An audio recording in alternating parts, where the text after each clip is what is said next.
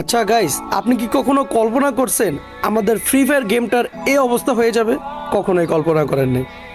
আমরা যারা ওল্ড প্লেয়াররা আছি তারা জাস্ট ওল্ড ফ্রি ফায়ারের কথা শুনলেই পশম খাড়া যায়। আগের সং, আগের গেম প্লে, হিপ হপ দেখলে এই মামা হিপ হপ পড়ছে, একটা স্ক্রিনশট মার, ক্রিমিনাল পড়ছে। আরে বন্ধু, আজকে শুক্রবার, ডকটেক পূরণ করতে হইব।